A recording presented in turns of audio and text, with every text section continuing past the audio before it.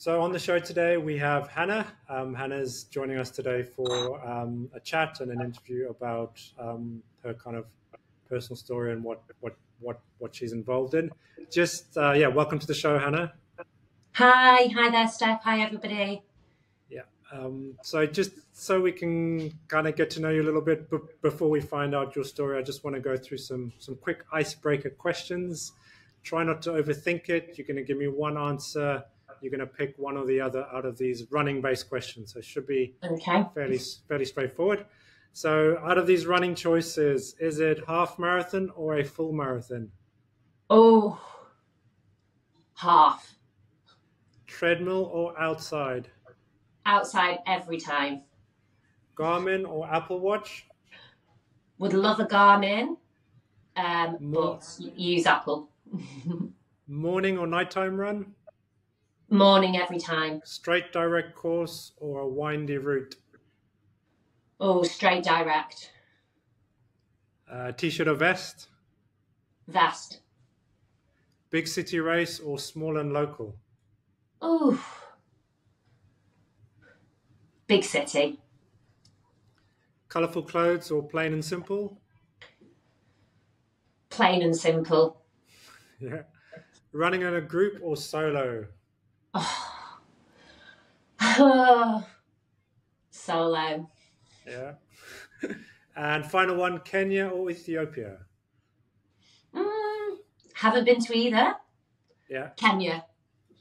Cool. Excellent. So just some fun questions to get us going, just to kind of break the ice and for us to kind of start off the interview today. So we've had a little chat off air, but just so other people can find out kind of a little bit about your background, where you're from, what you do, and kind of just a little bit about kind of where you've come from as such. So if you can just let us know.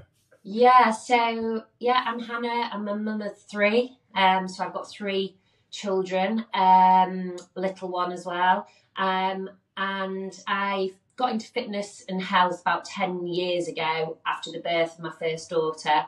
And it really just progressed from there. I retrained. So now I'm a qualified PT, postnatally trained as well, because I really wanted to help women get back on that fitness journey or restart or start. And then in 2000, oh gosh, I'm forgetting the years now, 2022, so 2 years ago, I qualified with British Athletics as a run coach. So I initially started as a run leader and then progressed to run coach, because running is really my big passion, which is one of the main focuses of the business. And from there, started my own run groups. So I have a regular Monday run group with ladies only, very inclusive. Nobody gets left behind, that sort of ethos. And then I've also ran Couch to 5K courses. I've had about 50 ladies through now, that started off not even being able to walk for longer than a minute to up to 5K, so massively rewarding.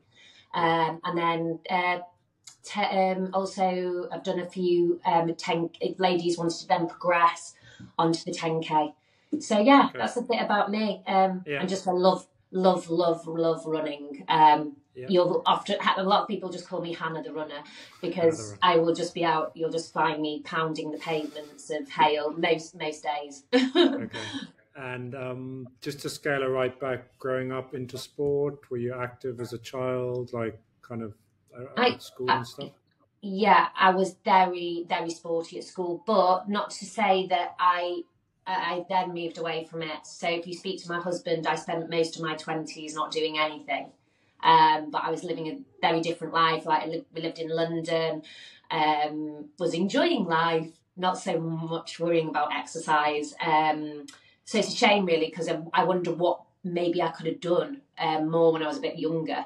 But I was just enjoying life. So but it's never too late. So I actually only discovered running so in 2019.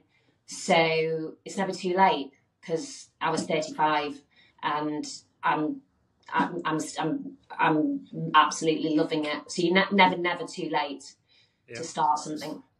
So you mentioned running in the last kind of 5 years, but active for the last 10. So what were the first 5 years like? I started out initially, I was living in London, so I used to go to Kew Bridge pretty much like 2 or 3 times a week, initially with my daughter, and do a buggy fit class, which was just amazing because I could take my daughter along, no childcare, and to meet people, because I was a first-time mum, I didn't know many people in London, and that's where my love of exercise grew from, really, again.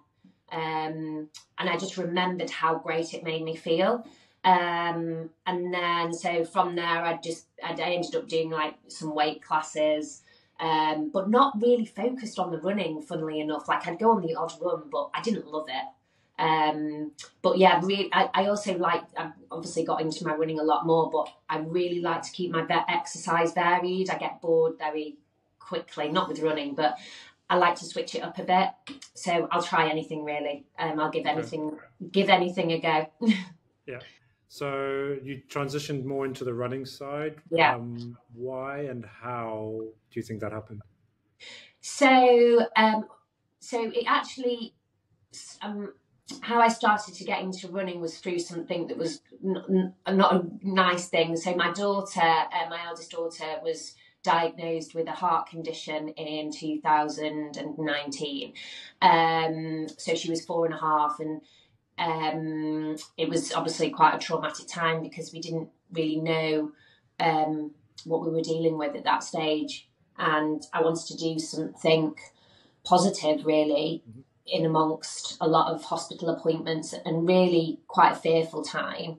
And I think I saw an event, actually. I had a sort of a goal and a challenge, and I thought, I want to raise some money for Alder Hay, where she eventually had her heart up, and the British Heart Foundation. So I saw a local event, and it just set me on this journey, and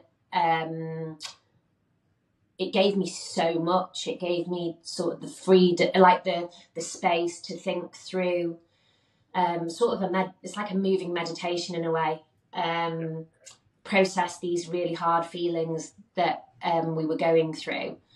It was like therapy, and that's why running has got it's so close to my heart, because it's just helped me through life's ups and downs.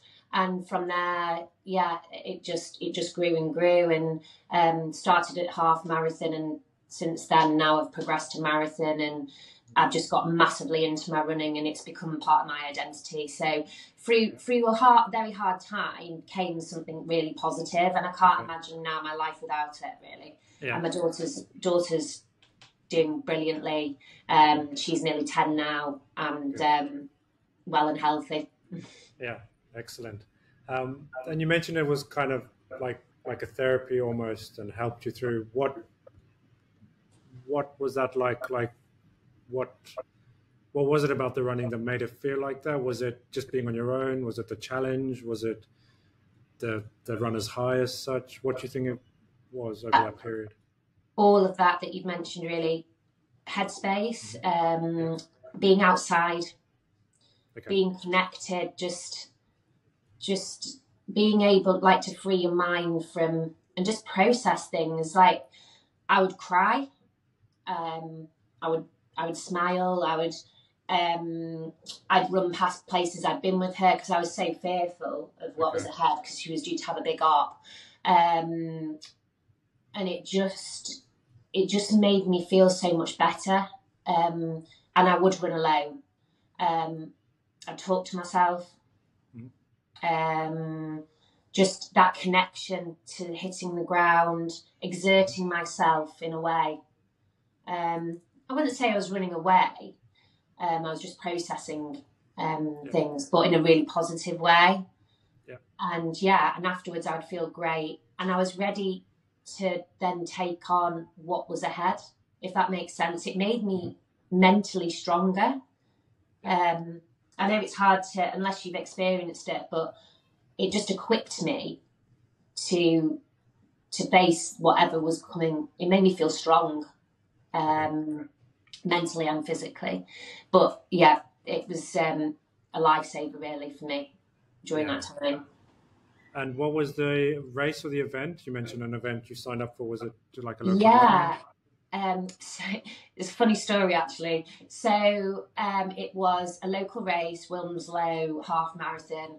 I'd raised about £3,000 in the end, so really lovely amount of money, and was really looking forward to it. So now we are in March 2020, and everyone knows what happened then, don't we? So was really geared up. I'd obviously done all the training, and I had a text that night.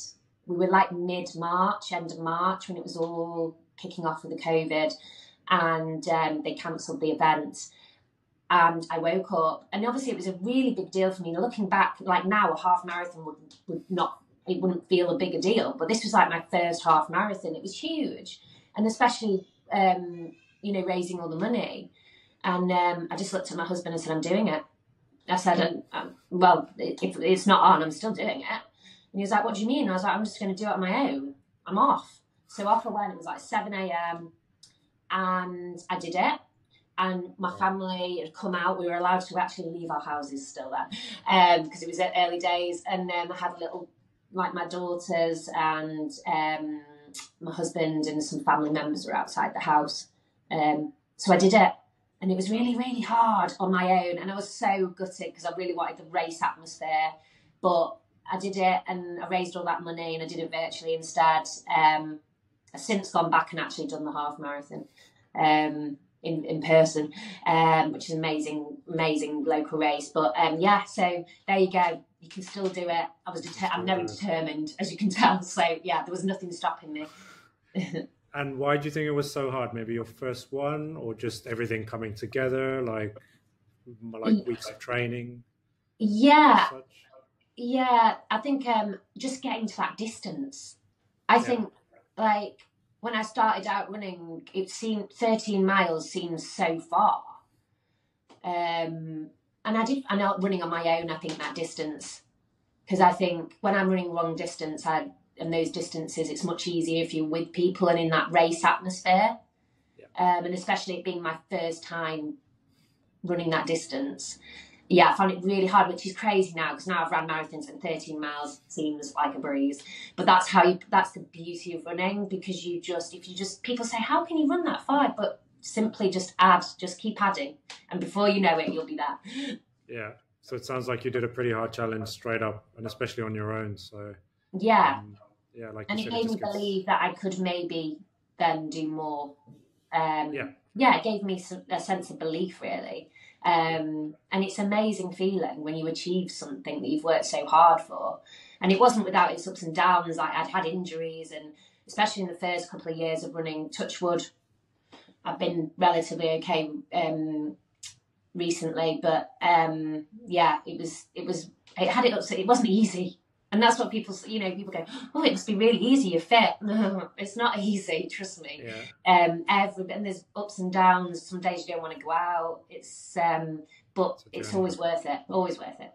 Yeah. So if someone wanted to get into running, and you've gone straight into a half marathon, 21.1 kilometers, would you recommend that? Or what would you recommend someone who wants to do their first race? What kind of distance, or does it depend? For me, I've had clients that have run. I have one client that went straight into marathon, which is she never ran a 10K, she never ran a 5K, and that was right for her. She was a very fit lady, and she followed a 16-week plan, build up, and she was running, but she hadn't done a race. But for me, I would say just grab those trainers and just break it down. Just go out for a walk. And then build up from there into run walk intervals, and follow a couch to 5K plan, basically. And then you can, and if you're enjoying it, then you can progress and then go on to a 10K. Maybe a 10K is always a really nice challenge, I think, for a lot of people, a lot of women also. It has to be realistic. Like, if you are a mum, you might not be a mum, you might just be working and busy. It's hard to fit it in, whereas all these things are so achievable in terms of time. Like 30 minutes, that's all you know, that's all we're saying. And then if you're progressing to 10, it's an hour, a few times a week. And also consistency. Really, really have to be consistent. I see a lot of ladies that are just going out like once every 2 weeks. I'm like, no. You need to plan it in, schedule it in, and stick to it. But yeah, you shouldn't feel intimidated. Don't ever feel intimidated. I think a lot of women as well that I speak to are worried about what if people are looking at me, and I think who cares? Like, and do you know what? They're probably looking at you thinking, I wish I was doing that. I wish I had the confidence. So don't worry about that at all. You know, nobody's looking at you in a bad way, and just let go of all that sort of negative talk and just get out there, get the trainers on, and also most of all enjoy it. Try and enjoy it, because that's what's going to keep you coming back. And don't put any big, you know, just try and enjoy it and don't put any pressure on yourself at the same time. Yeah. And I think what you said about breaking down into chunks is really important. I think that's the beauty of long distance running. Is I see a marathon as like 4 10Ks, because they are really different. Within a race, you have four separate races. So like a training week, you're just breaking it down into little chunks, like doable little chunks. You said 30 minutes a day. We all have 30 minutes a day. Let's be serious. Like, we spend hours on our phones. So just to put aside some time to it's such a mindset thing, running. It really is. If you go into it, a positive mindset, and you will always think of an excuse. I could think of 1,000,001 excuses today why I won't go out. I've got 3 children. I'm working. But I prioritise it because I know that I'm a better person. I'm a healthier person if I do it. So don't talk yourself out of it, basically. Life is so short. And it might not be running. It might be something else. But yeah, and also I could go on for hours about the benefits of running. Also, it's until you get into races and things, there's not a massive cost, maybe the trainers, but it's so accessible to women. It's free. You can take it anywhere. You can, 30 minutes, there's no travel time. Get someone to look after the children and off you go. So yeah, so many wonderful benefits. And chunking it down. Yeah. Definitely. Break it. It can seem very and I understand that. If someone said to a beginner, you've got to go out and run for 30 minutes, that's quite intimidating. But it doesn't just break it down. Like we said, the run walk. And like you said with the marathon, exactly what I did. I just said in my head, it's 4 10Ks. That's all it is. Because it can feel so overwhelming if you say, I've got to run for 26. It's just crazy. But our bodies will do it, and our minds if we stay focused and if we want it enough. Yeah, that's it. That's key. Like it's the drive and the want to do it. But I think also the walk run is important as well. So if you can't run, just to walk, just to get up and walk. Absolutely. Movement. This is what I tell a lot of the ladies that do the Couch to 5K that are, a lot of them are starting out because they want to lose weight. And I say, even just the movement is so good for you. Even if you just, for 30 minutes and you walk half of it, that all adds up. Yeah. So don't ever go, oh, I'm not reaching my 5K because all those 2Ks, 3Ks, they all mount up. And it's movement, which is good for us. So definitely.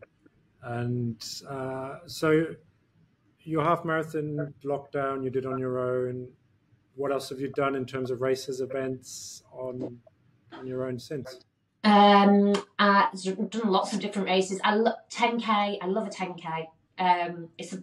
For me right now. Obviously, I've got a small baby. I had my third. I'm working. Time is the motivation is there, but unfortunately I'm up against it. I'm tired.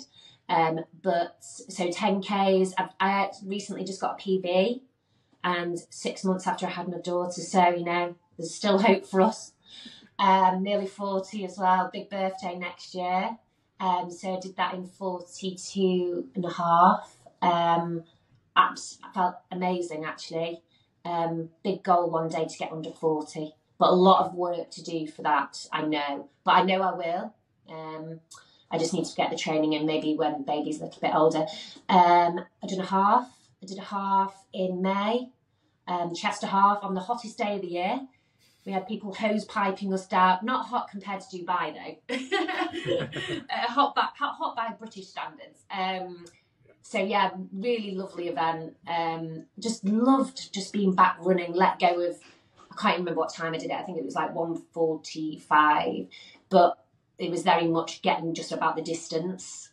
And feeling really strong after having baby. So, and then what else have I got planned? I've got another Manchester half in October, which I've never done before. So big city half. And then next year, really exciting, I have a place at Chicago marathon in October, and it's my 40th, so I'm dragging my husband there with me. I don't know how enjoyable it'll be for him, me running a marathon. So I'm working towards that, and it's just rebuild. Really now it's about rebuilding my strength post baby, doing a lot of sort of strength work, and being in the best condition. So I got a good for age place for Chicago, because I ran a fast time at Manchester, and I have got a place at Manchester in April, Manchester Marathon, but I'm still umming and ahhing about whether I do it or not, because I've done 2 in a year before. It's just really, it's the time. But Chicago next year is the big biggie, so focusing on that. one of the marathon majors, so yeah, tick that off. Goal is to do all 6. So I've done London, done Chicago. I just need to run faster so I can get into, although I'll be going into the next age category, so there's some perks of getting older. You'll so be I'll get get a bit of a buffer. Yeah, definitely. So you'll qualify for them, no problem. So you mentioned some good practical tips for people to get into it. Any other little pointers, little tips?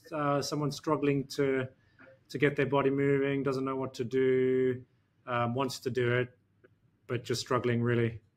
Anything else they could do? Yeah, I really think you've got to focus on your why. You know, when you're sat on the sofa and maybe you've had a busy day at work and you really just really focus on your why you want to make a change, why you want to get healthy, why you want to add movement. Is it so you can run around after your kids? Is it so you can keep up with them? Is it because you want a better relationship with your body? If you're unhappy with how you look or how you feel in yourself, so just really focus on that why, and that will help you. And everyone's why is different. Also remember how it's going to make you feel afterwards, because trust me, there's days where I sit there and it takes me 30 minutes to get up and do it.